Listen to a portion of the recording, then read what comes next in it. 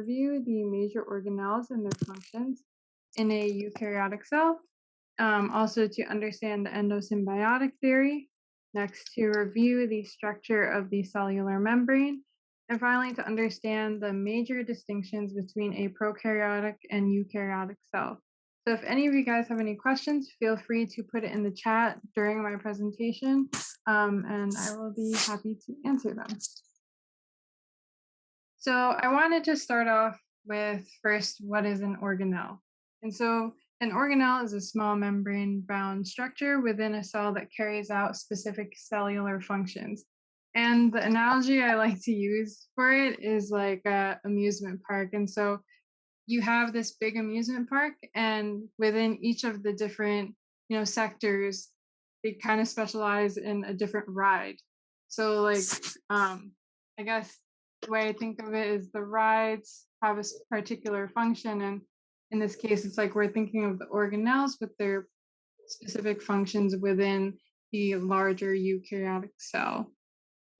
And so the major animal cell organelles that we will be discussing today are the nucleus, mitochondria, rough endoplasmic reticulum, smooth endoplasmic reticulum, Golgi apparatus, lysosomes, and peroxisomes.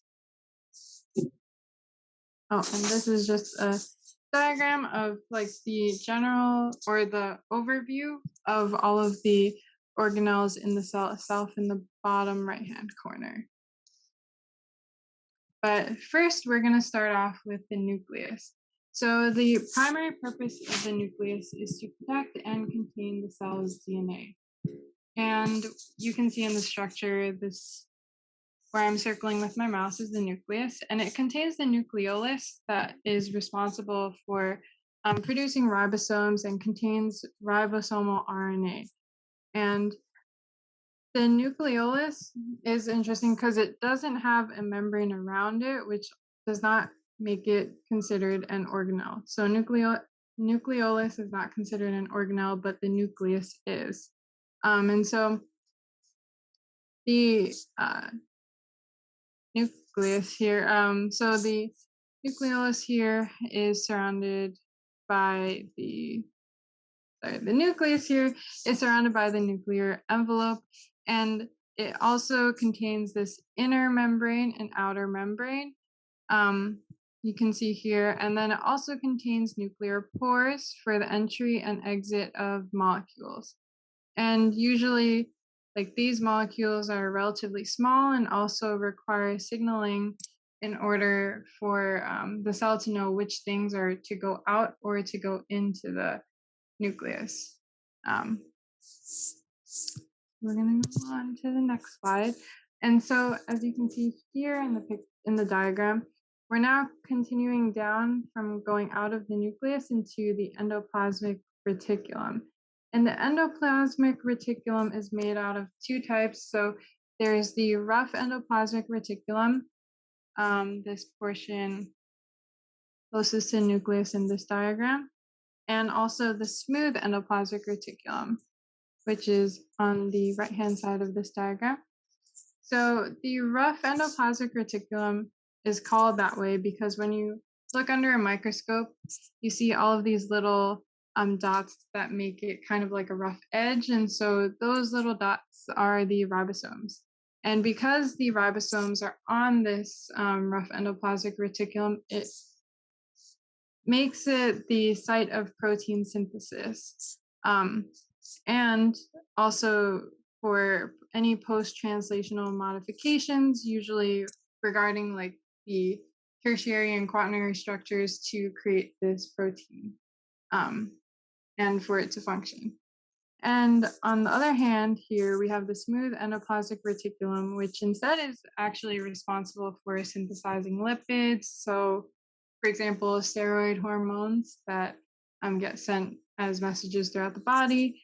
Also, it is responsible for metabolizing carbohydrates and also detoxifying drugs and toxins. And so now we're going to go into the next part of this, pathway, which is the Golgi apparatus.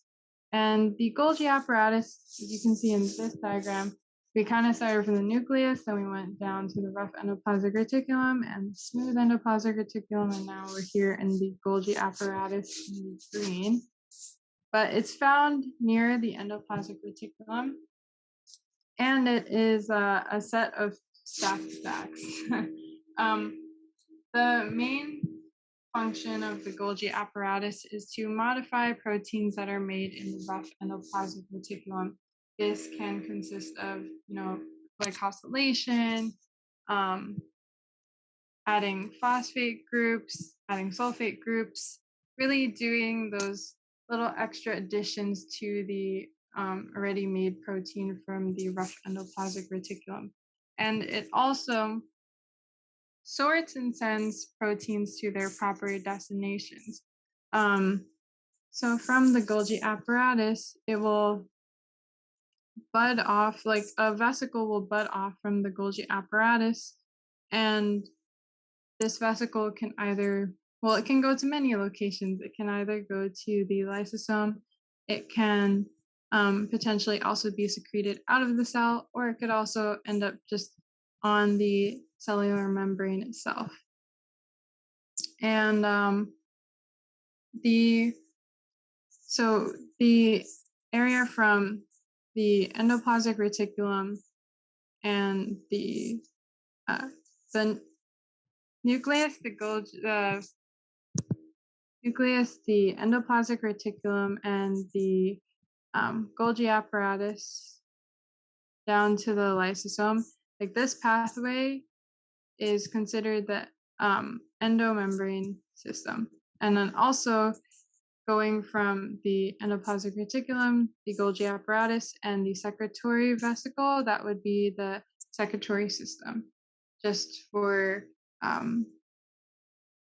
just to know, because usually there is a question on the MCAT that will deal with a secretion of some sort of molecule. So I think this is very useful to understand just the pathway for this. But to go on to the next slide. So we just finished with the vesicles budding off from the Golgi apparatus. And now we want to, so one of the locations is the lysosomes and peroxisomes. And so what the lysosome is responsible for. So you can see it budded off, and it's supposed to move to the lysosome. And the lysosome is responsible for digesting various molecules with acid hydrolases and substances that are usually proteins that are released into the cytoplasm. So the two main types it performs are autophagy. So this is defined as self-eating, because it would be, old structures in the cell that are being digested by these lysosomes. For example, like if you're thinking an old mitochondria, so the mitochondria would be broken down, and the building blocks would be able to be used to create new mitochondria in the future by the cell. And so they're reusing all of these building blocks that are broken down from original or older structures. And crinophagy, on the other hand, is it's when extra secretions are broken down. So if the cell produces too many, like steroids or hormones, then the cell will realize, oh, I created too much of this. I might as well break it down so these building blocks can be used for some other purpose in the cell. And next, we wanted to go into also the peroxisomes. And this major function is to isolate hydrogen peroxide and use catalase to break down hydrogen peroxide. And so usually, it helps protect the cell from reactive oxygen species, which originate usually from fatty acid breakdown, or also other processes that release these. So the peroxisomes are really helpful for protecting the cell from all of these reactive species that could cause more problems in the cell. And now we're going to go into the first question. So I'm going to give you guys like 2 minutes to read and answer, and I will put up the poll in the meantime.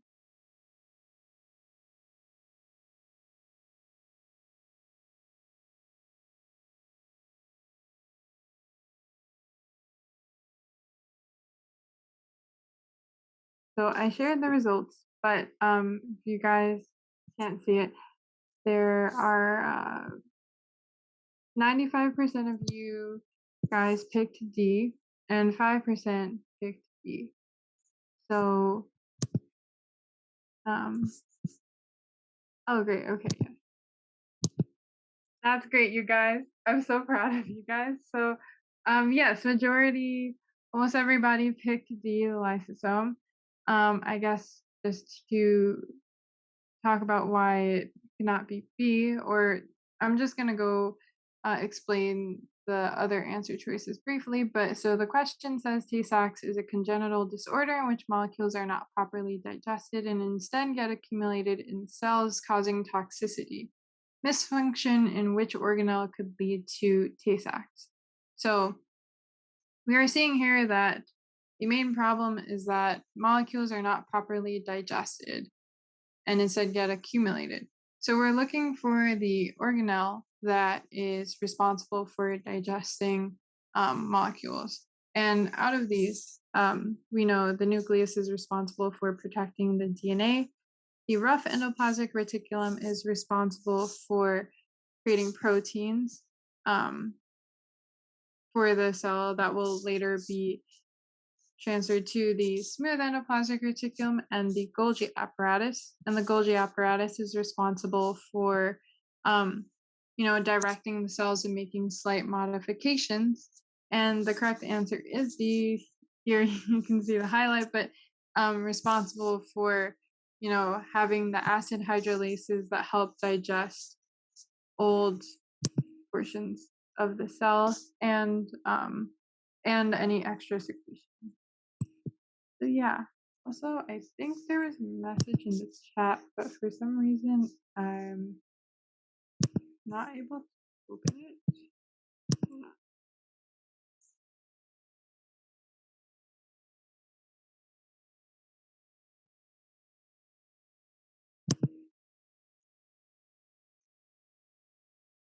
If someone just put a message in the chat, would they be able to unmute if they had a question? Yeah, I was just wondering if you could go back to the nucleus slide for 2 seconds. I just didn't Go catch back the to the last nucleus slide. Okay, hold on. Nucleus. Here you go. Would you like me to go over it again, or you just wanted to see the slide? I just missed the last 2 bullet points, but if you would like to talk about those, that would be great too. I just didn't really catch those. Oh, okay. Yeah, for sure. So the nucleus is surrounded by the nuclear envelope, and you can see here this double layer around here. So the nuclear envelope is composed of an inner membrane and an outer membrane. And you can see these little orange colored things are the nuclear pores, which are responsible for the entry and exit of molecules. And this entry and exit is really determined by signaling. And so the cell will usually have signaling molecules that tell when certain things are supposed to go out or go in. And in this way, it has this, selective membrane.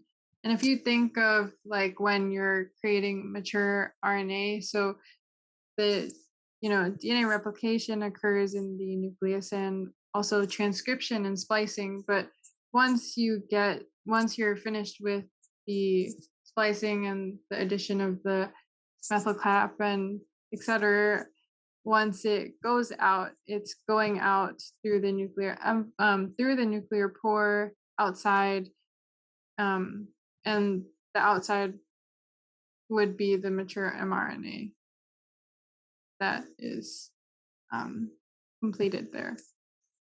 Thank you. Of course, yeah.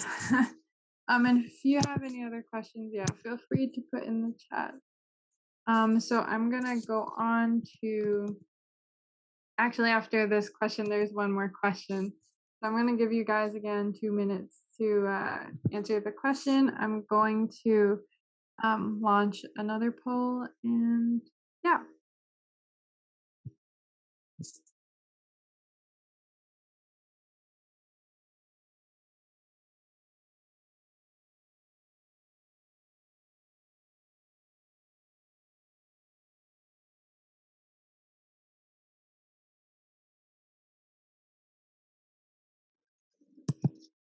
Okay, so I'm just gonna share the results right now. But we have 65% saying A, 18% saying C, and 18% saying D. So this one is a little bit more spread out, I would say. So I'm just going to share the answer here. So the majority is correct. You guys got A. Also very proud. But I guess, yes, since this one had more of a spread, then I'm gonna go over this question as well. So it says inclusion cell disease is a condition that comes from the lack of a single protein. On an intracellular level, proteins meant for the lysosome are sent to the extracellular space. Which organelle would be most directly affected by the missing protein? And so we see that the question is asking, which organelle is affected by the missing protein, which is a result of the condition, the inclusion cell disease condition. And because of the condition, it causes proteins that are usually sent to the lysosome to be sent to somewhere else. And so by looking at this question, we know that we're looking for the organelle that's responsible for directing proteins to the lysosome or the extracellular space. And there is only one which does that, which is the Golgi apparatus, because it's responsible for, taking the proteins from the endoplasmic reticulum and determining exactly where it goes. So takes this whole bulk of proteins and it, directs each of them if it goes to the extracellular space or the lysosome or peroxisome, wherever in the cell it goes. And so that's why the answer for this one is A, because the Golgi apparatus is the organelle that's affected that way. And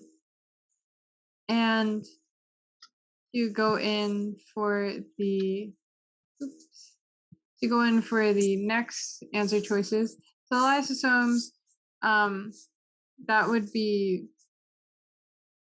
the lack of that protein would not exactly be affecting the lysosome itself. It just means that the proteins that were supposed to be for the lysosome went somewhere else. And so the lysosome in this cell would still be functioning normally. The rough endoplasmic reticulum, it also, is responsible for creating these proteins. And so it does not say in the question that the proteins have difficulty being formed. And so in that case, that's why the rough endoplasmic reticulum is not the right answer. And friendly ribosomes, they are on the rough endoplasmic reticulum. And so they are the ones that are directly, working on creating the proteins. And so this as well would not exactly be affected. Sorry.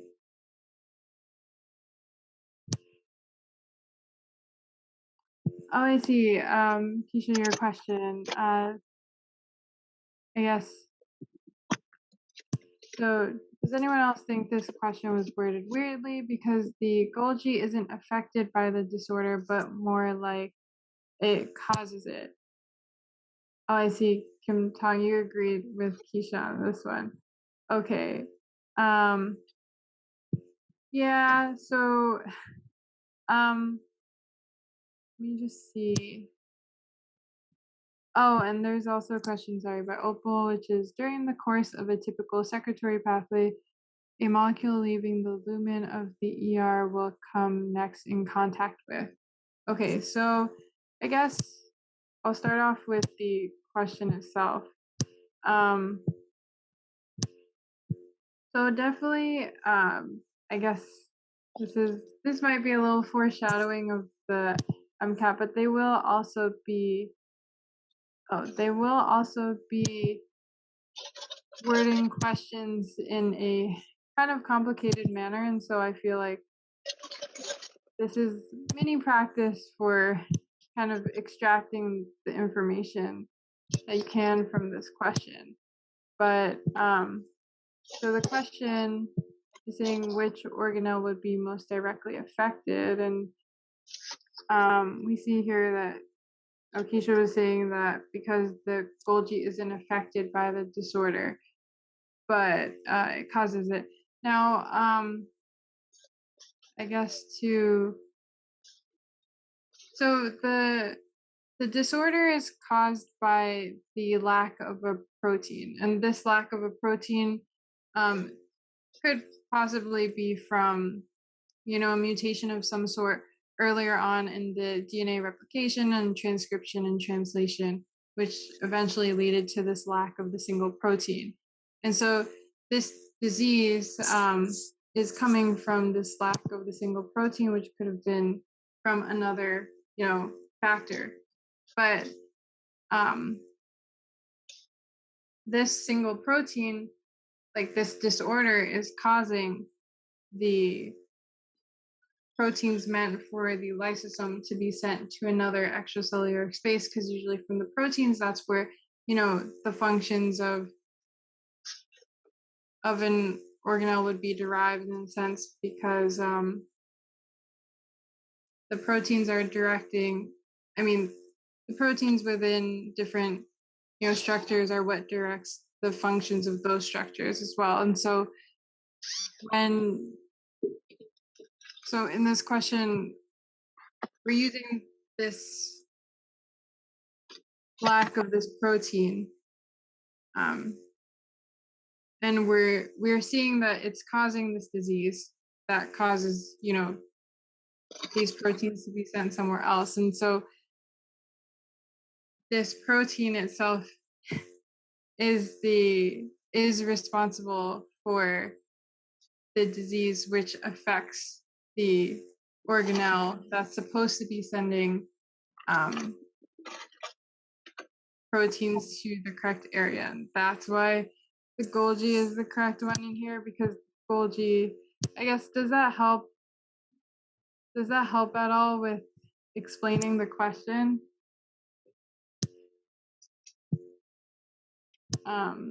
Either Keisha or any of those who agreed with Keisha.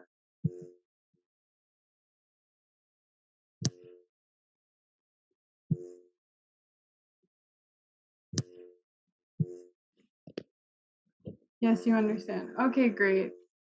Yeah, sometimes the questions, are worded weirdly, but I guess just to extract and just to, find the most important parts is really useful on the actual exam. And then going back to Opal's question, during the course of the typical secretory pathway, a molecule leaving the lumen of the ER will next come in contact with, and the answer choices here: A, lateral region of Golgi, cis region of Golgi, medial region of Golgi, and trans region of Golgi.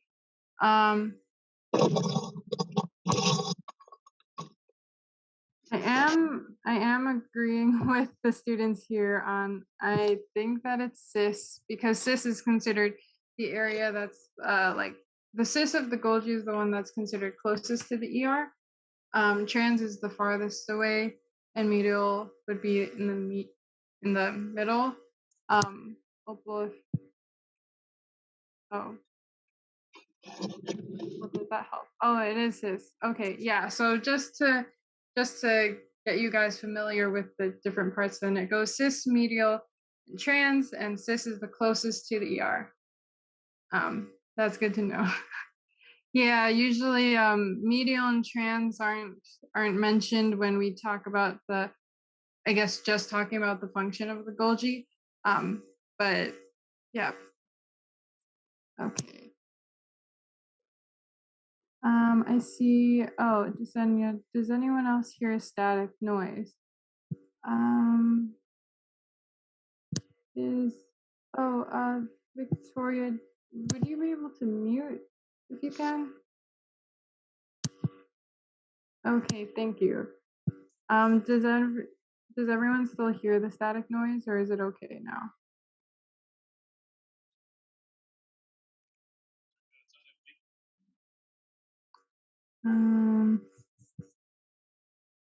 You guys still hear the static? Oh, is it coming from my mic? Okay, let me just.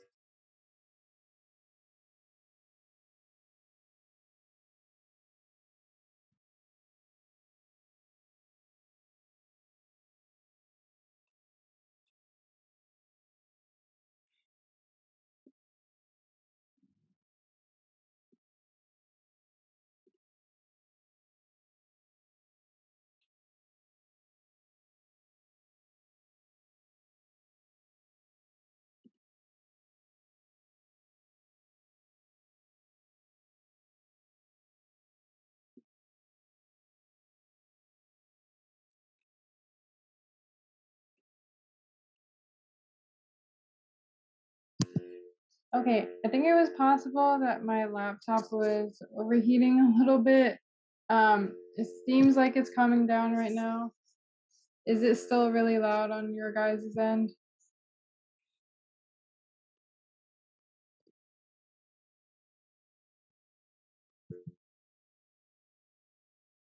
You can still hear it. Oh, sorry, guys. Oh no. Oh shoot. Okay, wait. I don't want to sound like a robot. So let's if I speak louder, does it help?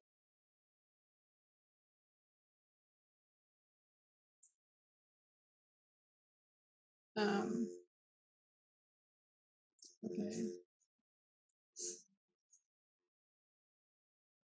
Okay, so if I speak louder, it helps. Okay, I will do that. um, okay, great. Okay, so then we're gonna go on to the next slide, which is also a question, presently. So, yes, you guys will have to hear me for a little bit.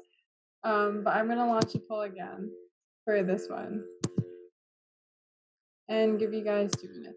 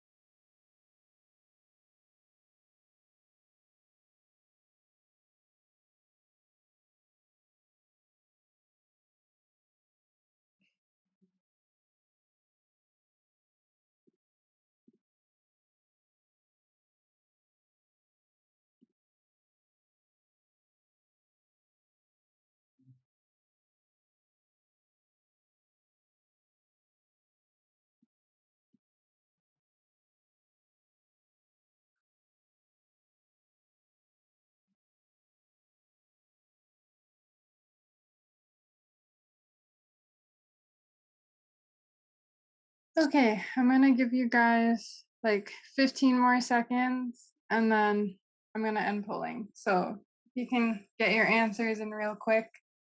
I think my laptop is done overheating, but hopefully it won't make any more static.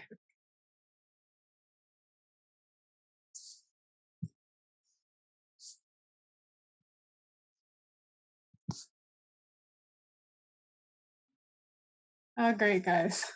Thank you for letting me know. Okay, yeah, so I'm gonna unpolling. So here I'm gonna share the results. So here we have 56% of people saying D, 25% saying B, 13% saying A, and 6% saying C. So this one is a little very spread out as well. Let me just see. Okay, great. So I'm gonna reveal the answer right now. It's D, so that's great. You guys, majority of you got it right. But this is a tricky question. So the question asks, the function of which cellular structure would be least affected by a malfunctioning Golgi apparatus? So whenever you see the words least affected, just keep an eye on it, like least, most, these kind of keywords, because it's really easy sometimes to like forget that least. But so it's saying, if you have a malfunctioning Golgi, what else? So if we're looking for something that is least affected by the malfunctioning Golgi, then we're probably going to be looking at something that's coming before the steps of the Golgi apparatus, right? Because if anything, you know, anything coming after a malfunctioning Golgi will probably be affected by the Golgi. And so when we're looking at these answer choices, right, we see here secretory vesicles. So as I mentioned when I was talking about the function of Golgi, vesicles bud off, and they can either go be secreted out of the cell entirely. It could either land on the plasma membrane, or it could either also, be secreted in a vesicle and end up going to the lysosomes instead. So that, I guess, rules out, here you can see A, B, and C, because all of these structures are coming after the Golgi. And the difference with D, the endoplasmic reticulum, it's the organelle coming right before the Golgi apparatus. So even if you have a malfunctioning Golgi, everything else before that should still be able to work correctly fine. It will just be that this Golgi will probably cause, more things to be built up or go to, different areas of the cell. And so I hope that helps with the explanation. If you guys have any more questions about this, feel free to put it in the chat. If not, I'm going to go to the question, would the ribosomes be affected or not? So in a way it depends, because there are free ribosomes in the cells and there are the ribosomes on the endoplasmic reticulum. But in this case, if we're talking about the ribosomes on the endoplasmic reticulum, they still wouldn't be affected, because that step would still be coming before the Golgi. And so because the endoplasmic reticulum, the rough endoplasmic reticulum, would still be producing the functioning proteins. It's just that maybe it will be sent to the wrong places because of the malfunctioning Golgi. Yep. Hope that helps. Yeah, great. Thank you, Kim, for that question. Okay, so then I'm going to go on to the next slide. Oh, okay, was there another question? Sorry.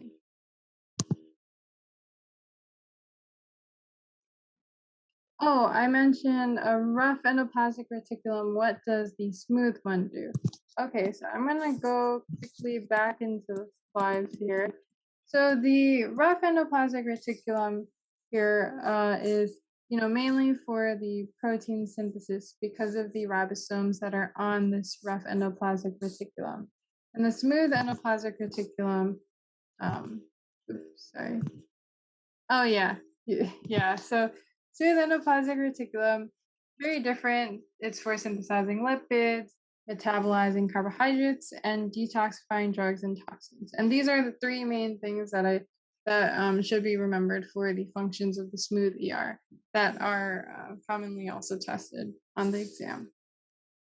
So yeah, I'm going to go into the mitochondria now. So I kind of ordered the first part as like a connected portion, and now the mitochondria is a little bit separate from what we were going through in the endomembrane system. So the mitochondria, as you guys, might remember from growing up and learning about biology, it's always known as the powerhouse of the cell. Why? Because it's the area where ATP is created. And we will go into, cellular respiration more in depth in a biochemistry lecture a little bit down the line. But for now, we're just, keeping with the mitochondria is responsible for producing ATP in the cell in the bodies, and so that the functions, functions can utilize the ATP energy to do whatever it has to do. But the mitochondria is also well known to be associated with the endosymbiotic theory, in which the theory was that the mitochondria were once prokaryotic cells that ended up becoming engulfed by larger cells and having this, symbiotic relationship. And why this was the theory was because mitochondria are special in the case that they have their own genome. It's this like circular genome, so that kind of, indicates possibly a prokaryotic cell. It also has the ability to self-replicate. Really? It owns ribosomal RNA. That's what you're trying to do now? eRNA, proteins in the electron transport chain, and also parts of ATP synthase, which is used in cellular respiration. Really though? And also, it uses a different system of transcription and translation compared to the nuclear genes, which for how long? They use from the nucleus, and they have a unique genetic code on their own.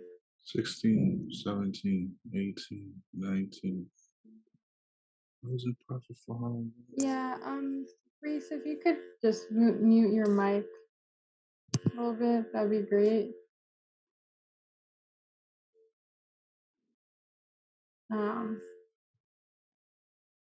It really sucks, yo. To lose this trade being in profit for that long. Yeah, Fabrice, if you could please mute your mic. I think we can all hear you. Thank you. Sorry about that. Yeah, so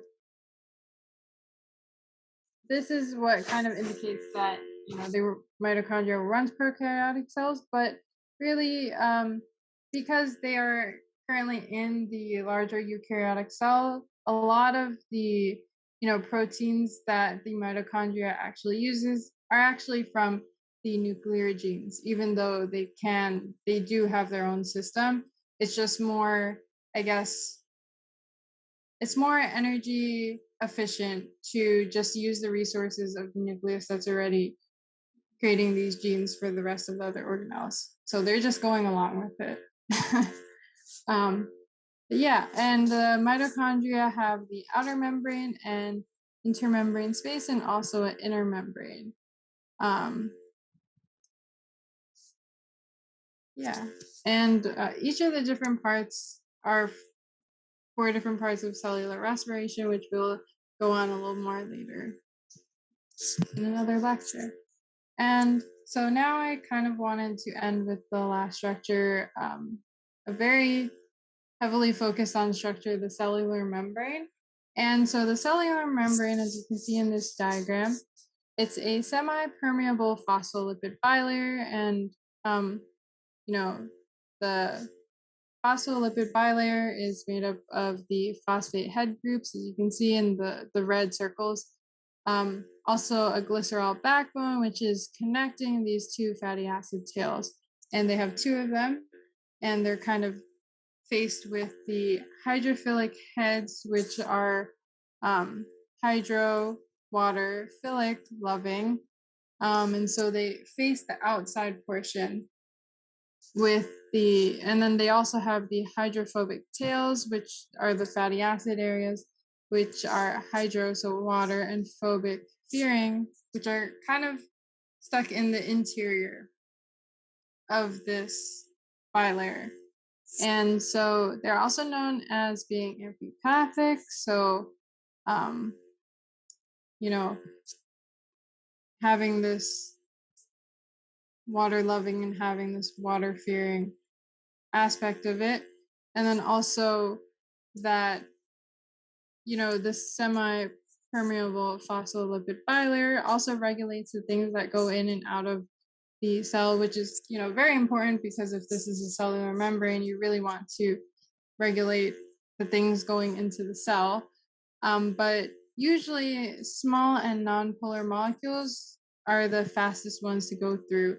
The different ones, like larger molecules, tend to be, you know, a lot slower, and especially when they're polar in charge. So these are all different factors that regulate that. But, you know, there are also different signaling molecules that help with transporting some of these other molecules into the cell. But the cellular membrane also contains cholesterol. So the yellow hexagons here in this diagram, I'm circling with my mouse. Cholesterol is really important for really maintaining, you know, stability of the phospholipid bilayer, because in colder climates, you know, when these layers will kind of try to harden, the cholesterol actually helps kind of make it a little bit more fluid when in cold environments. And then the cholesterol, on the other hand, in warm environments, when everything is a lot more fluid, it is able to create a more like rigid structure with this, you know, surrounding fluid area. And overall, it creates this, you know, overall, it creates this stability for the cellular membrane. It also contains different proteins. So there are integral proteins, transmembrane proteins, and peripheral proteins. So integral and transmembrane are usually like within the bilayer. So this is the integral, and transmembrane is kind of like similar looking. And then peripheral are usually on just like the outer portions near the hydrophilic head areas. And then also it has carbohydrates that are usually attached to a protein. So here you can see like the glycoprotein, or here you can actually see it just says carbohydrate, but these are the little blue dots coming out from the original protein. Yeah. And then we're going to go into the next one. And this is also a topic or a question that they like to ask in the MCAT at least once, or they like to kind of have it in a passage. And they mention, you know, that a cell has these particular structures, which kind of denotes it as being a eukaryotic cell versus a prokaryotic cell. So I really wanted to stress this topic as well. And so what are the differences between eukaryotes and prokaryotes? So you can see in this diagram, I have the comparison here, but the main one is that, you know, eukaryotes have a membrane-bound nucleus. They also have membrane-bound organelles, and they, for compartmentalization, and they also undergo mitosis. So in comparison, prokaryotes, they do not have a membrane-bound nucleus. They usually have their DNA kind of like just circular within the cell, kind of floating on its own. They don't have membrane-bound organelles, and they undergo binary fission instead. And so you can see here, you know, ribosomes are in the prokaryotic cells because they don't have a membrane surrounding it, so it's not considered an organelle itself, the ribosomes. And then you can see that prokaryotes look a little bit different sometimes because they can sometimes have a cell wall, and they can also sometimes have flagella, usually for mobility if it's needed. But we're gonna go into here. So also there are different types of prokaryotic cell walls that are also something to know about. So the main differences are between gram-positive bacteria and gram-negative bacteria. So gram-positive have this, you can see in this diagram on the left-hand side, they have this really thick peptidoglycan cell wall. And this, usually causes a really purple color. And so when you're looking at, something under a microscope and it's a prokaryotic cell and it's a bacteria, but it looks purple, that's a good indication that it's a gram-positive bacteria. On the other hand, with, sorry, is there a question? Okay. Are viruses prokaryotes? Does MCAT often compare eukaryotes and viruses? So viruses are not considered prokaryotes. They are just considered as obligate intracellular parasites. So that was a question. Yeah, so they're not exactly considered both of these, which is pretty interesting for viruses. And do they compare? And do they often compare eukaryotes and viruses? I feel like they wouldn't directly ask it in a question, that the difference between a eukaryote and virus. They might subtly kind of mention the features of a virus and kind of make you have to guess that you're thinking of the function of this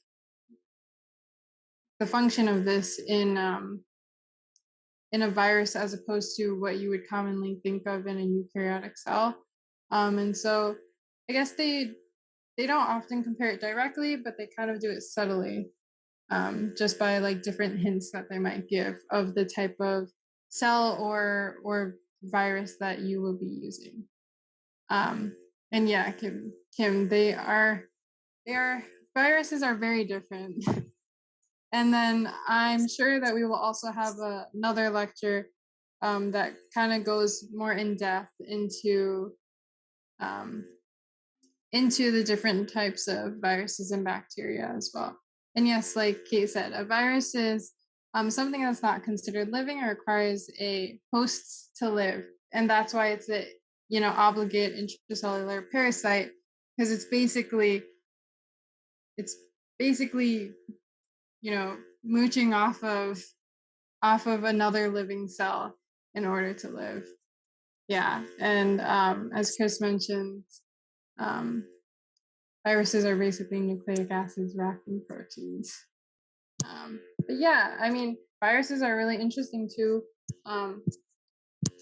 Definitely will be something that we're going to go into a little bit more, because that's also occasionally tested. But now we're going to go into another question. And I'm also going to give you guys 2 minutes. So, poll is launched. I hope this is a relatively easy question, just based on what we've just learned.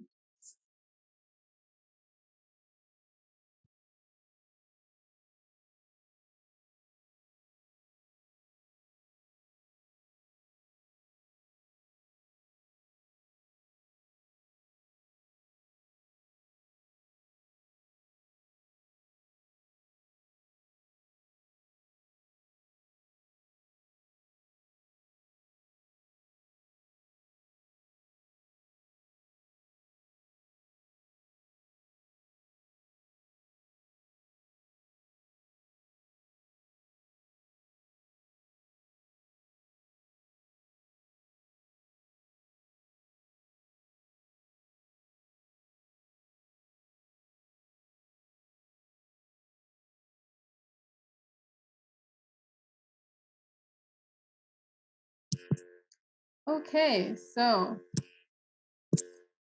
here we have 86% saying D, 7% saying C, and 7% saying A. So the answer is D, the great majority. So the question, so I guess the confusion was with A and C. Okay, so it says the scientist observes a new organism through a microscope. Which of the following observations is a sign that the organism is eukaryotic?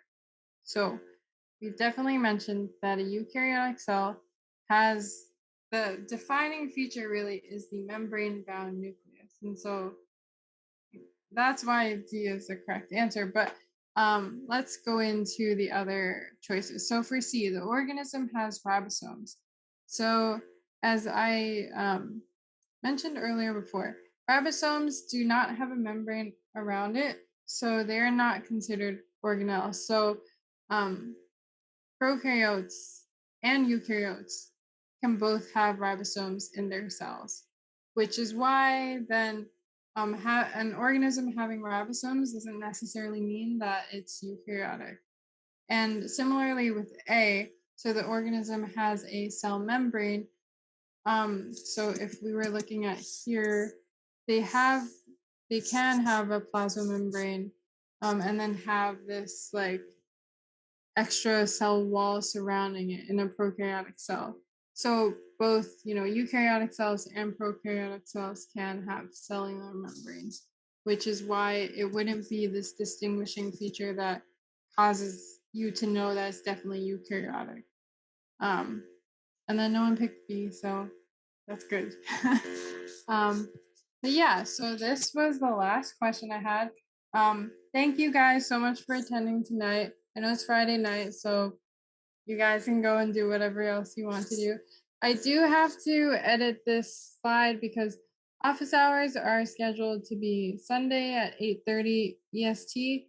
And yes, they're very useful if you have questions about this topic or any of the other ones we covered or have yet to cover. Basically, anything that you might have on your mind about MCAT. And I will definitely try to get this PowerPoint out to you very soon. Oh, thank you, Paul, and thank you, Keith, for that. Yeah, so thank you, Kim. Thank you guys very much for attending today. But yes, I'll try to get out the PowerPoint really soon. And the recording right now it's on YouTube Live, so hopefully I'll upload right away. When are the office hours on Sunday? Yes, the office hours are supposed to be scheduled for 8:30 p.m. EST. We definitely will be posting the link right before it starts on Sunday, just in the group me, so you guys have it pretty easy. And yeah, so that's what it's scheduled for now. It may change depending on how everyone's schedules, like the tutor schedules differ, but that is TBD. But definitely 8:30 p.m. EST on Sunday is definite. Yes, and if you guys have any more questions, feel free to put them in the chat. Oh, is there a session tomorrow? Yes, there is. It's also at 8:30 p.m. EST. And I believe the topic, I may have to double check the topic, but we will, mention that in the group me as well. Or I will mention it tonight when I post the PowerPoint.